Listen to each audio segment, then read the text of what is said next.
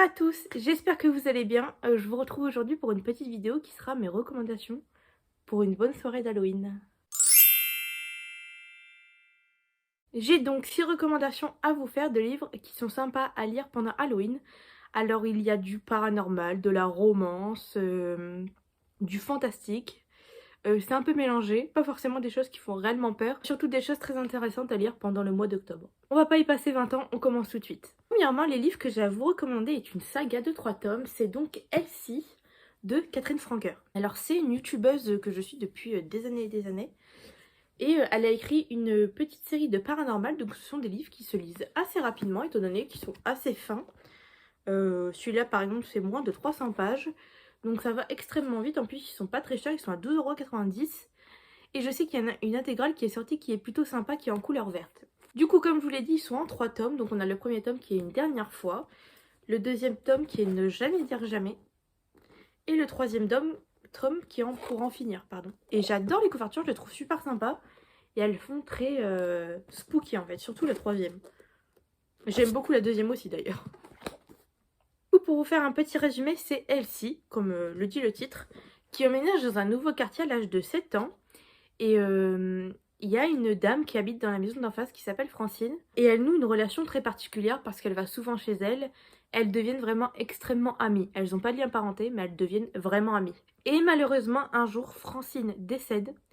Et Elsie, elle n'arrive pas à faire son deuil et à accepter le fait que Francine soit morte. Et donc elle décide de faire une séance de Ouija pour essayer de la recontacter. Mais il va se passer beaucoup d'autres choses après, vous vous doutez bien, étant donné qu'il y a 3 tomes. Alors c'est pas forcément une série qui fait extrêmement peur. On est quand même sur un mood un peu spooky, ce qui est toujours sympa. Et en plus c'est des lectures qui sont rapides et simples. Et moi j'ai beaucoup aimé. Je sais que je vais les relire là pendant ce mois d'octobre parce que bah ça compte pour le challenge Goodreads du coup, pour mon challenge annuel. Et c'est rapide, c'est simple et j'avais beaucoup aimé.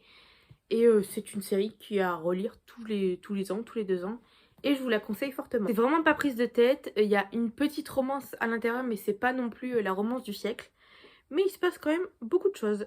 Deuxième livre que j'ai à vous recommander, c'est La mer au milieu de la... Non, La maison au milieu de la mer, Cyrulène, pardon. Je crois que tout le monde galère à dire ce titre, de Tidji Clown. Je suis dégoûtée, la Dodge jacket est abîmée. Du coup, je vais l'enlever. Je vais vous montrer le magnifique... la magnifique couverture que j'adore. C'est un de mes coups de cœur de cette année. Je pense du coup que vous en avez quand même pas mal entendu parler, mais je vais vous faire un petit résumé quand même. Donc c'est l'histoire de Linus Baker qui est très solitaire dans sa vie et il travaille au ministère de la magie. Et son rôle à lui c'est juste de écrire des papiers, plein de trucs comme ça. Et un jour il est envoyé dans une maison assez particulière étant donné qu'on n'a pas trop de nouvelles de cette maison. Et la particularité de ce monde, c'est que, du coup, et de cette maison, c'est que les enfants sont extrêmement particuliers. Donc il va là-bas pour un peu inspecter. Et il se rend compte qu'il y a beaucoup d'enfants assez bizarres avec beaucoup de particularités. On a par exemple Lucifer en personne. On a un enfant en forme de nain de jardin. Un autre qui se transforme en chien. Enfin, plein de petites choses comme ça. Et donc au début, Linus, lui, veut faire son travail correctement, exemplairement comme il l'a toujours fait. Au début, il reste impartial, mais au fur et à mesure, on va bien se rendre compte que c'est pas possible pour lui. C'est une situation qui est totalement différente pour lui. Et il va s'en dérouler pas mal de choses assez sympas, dont une petite romance LGBT, je le cale là. Alors du coup, c'est un livre pas trop prise de tête, il fait pas peur, mais je trouve que l'ambiance et... l'ambiance avec tous ces enfants particuliers fait qu'il y a une petite ambiance sympa à lire au coin du feu ou juste quand la pluie elle tombe pendant le mois d'octobre quoi. C'est aussi plein de bienveillance, c'est vraiment le mot que je retiens de ce livre, de l'amour et de la bienveillance. Et honnêtement, si vous cherchez quelque chose qui est un peu sympa, original et pas spooky mais qui va vous donner, enfin, qui va vous emmener dans un monde un peu fantastique avec des personnages qui changent, c'est le moment de vous lancer. Recommandation suivante, je vous recommande fortement Les Devil's Night. C'est de la dark romance, il faut le savoir. On ne sait pas de la dark romance très poussée, mais quand même. Moi parfois j'étais un peu what the fuck parce que j'avais pas l'habitude d'en lire. Mais ça m'a beaucoup plu parce que ça change. C'est extrêmement spooky pour le coup.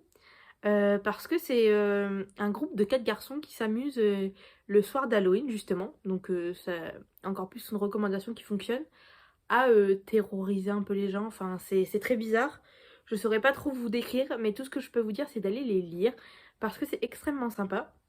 J'ai lu les 2 premiers tomes pour ma part.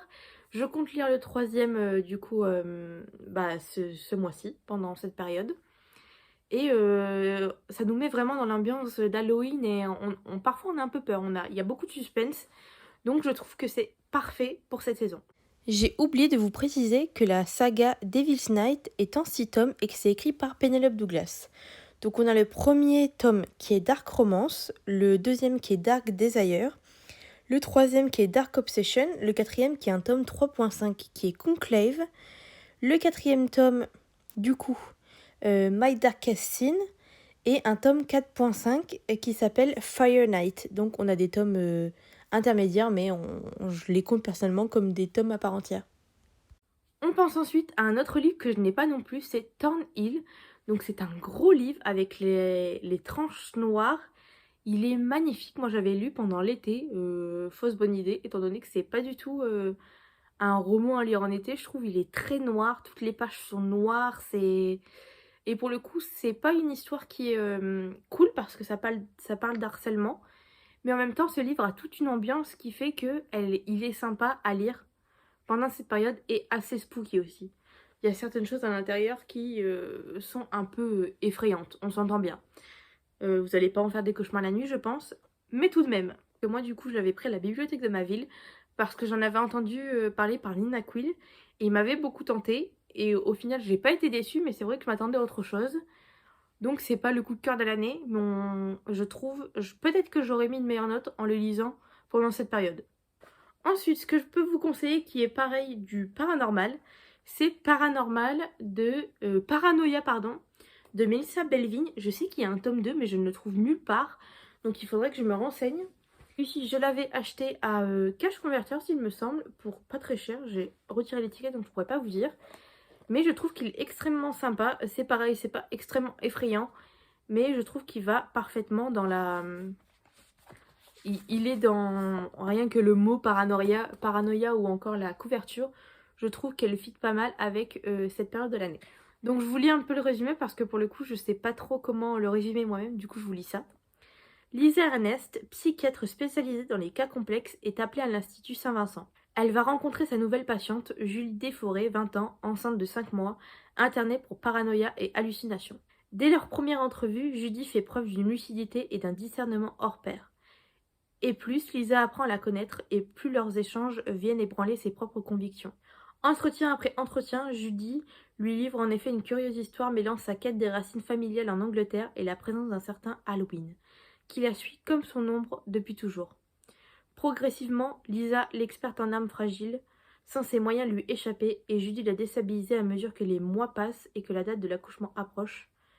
La vérité paraît s'éloigner. Du coup, c'est un livre que j'ai trouvé extrêmement touchant quand même, parce que du coup, comme on s'est dit dans la résumé, Judy voit un fantôme qui est toujours présent près d'elle, qui s'appelle Halloween. Et moi, à la fin, j'étais un peu...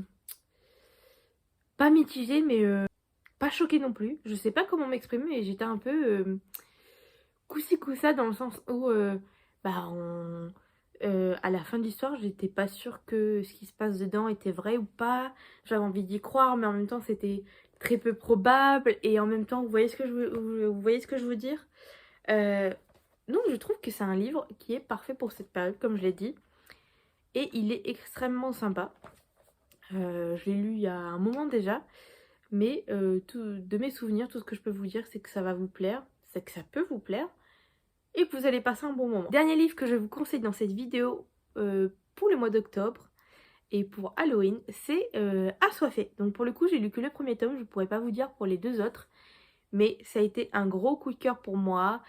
Il m'a beaucoup fait penser, c'est un mélange de Twilight, de Lux et de plein d'histoires comme ça. Et j'ai adoré suivre les aventures de... Je me rappelle plus de son nom, je mettrai ici. Donc c'est l'histoire d'une jeune fille dont ses parents sont décédés. Et la seule famille qui lui reste, c'est son oncle qui habite dans le froid. Je me rappelle plus où son oncle habite, mais tout ce que je sais, c'est qu'il fait extrêmement froid là où elle est. Et qu'il y a beaucoup de neige et qu'ils sont obligés de s'habiller très chaudement. Et elle va arriver du coup dans un internat. Et tout de suite, l'ambiance est assez... pas macabre, mais tout est très tendu. Les gens sont un peu bizarres. Et au fur et à mesure, on va apprendre que les élèves de cet internat ne sont pas tous humains. Même quasi aucun, mis à part elle-même. Et il va se... Il fait plein de choses, elle va rencontrer des garçons avec qui il pourrait potentiellement y avoir des romances et découvrir plein d'autres choses. Et je trouve que ça fait du bien de lire ce genre de livres qui sont pas prises de tête pour le coup. C'est pas quelque chose qui va vous faire peur, mais c'est quand même très agréable à lire. Ça fait du bien de le lire parce que c'est vrai que ça m'a rappelé un peu Twilight et Lux, mais plus moderne et avec des références de 2022 en fait. Enfin 2021, enfin d'il y a 2-3 ans maximum, vous voyez.